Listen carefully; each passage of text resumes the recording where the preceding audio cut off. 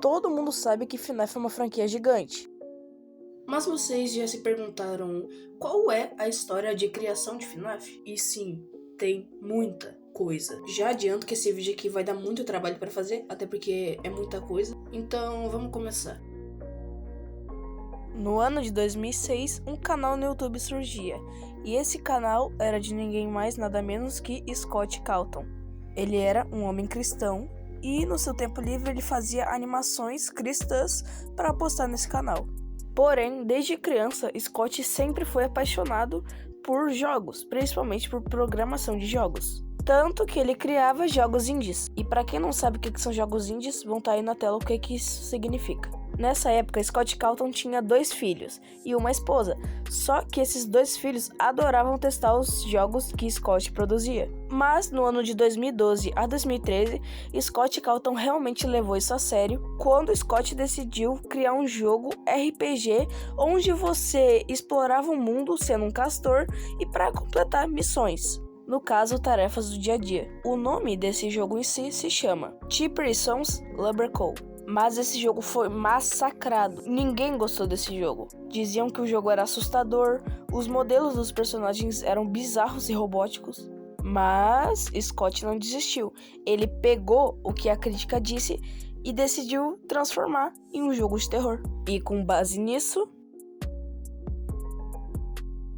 chegamos nele. Five Nights at Freddy's, um dos jogos favoritos de muita gente. Porém, galera, o processo de criação de FNAF não foi tão simples assim. E tudo começa aqui.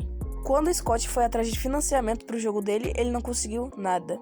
Mas Scott não desistiu. Pelo contrário, ele continuou tentando criar o jogo. A falta de dinheiro que moldou o jogo. A dublagem do Funny Guy foi feita por ele mesmo, porque de fato ele não tinha dinheiro para conseguir pagar um dublador. Mas aí que vem os... E não, galera, o primeiro personagem a ser criado não foi o Fred, e sim o Bonnie. Mas uma curiosidade é que o Scott Cawthon teve pesadelo com o Bonnie, tanto que ele fala que pra ele, o Bonnie é o personagem mais assustador.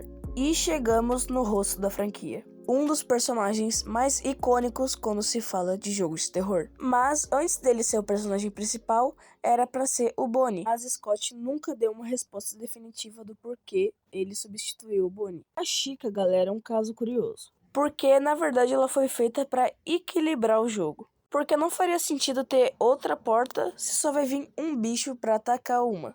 Além dela causar uma discussão na comunidade sobre ela ser um pato ou uma galinha, mas o Scott confirmou que ela é uma galinha. O Scott disse que o Foxy foi feito numa viagem de carro, praticamente no improviso. E não, galera, esses boatos aí de o Foxy, que era pra ser um lobo, não é verdade. O Golden Fred não foi feito para ser um animatrônico oficial da franquia. Ele, na verdade, era um easter egg. Porém, a comunidade de FNAF gostou tanto do Golden Fred que o Scott decidiu trazer ele como um personagem oficial para a franquia no FNAF 2. E, juntando esses 5, formam os 5 animatrônicos clássicos.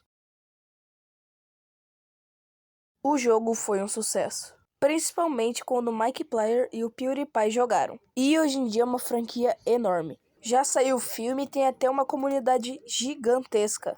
Mas foi esse vídeo, galera. Espero que tenham gostado. Deixa seu like porque deu muito trabalho para fazer esse vídeo.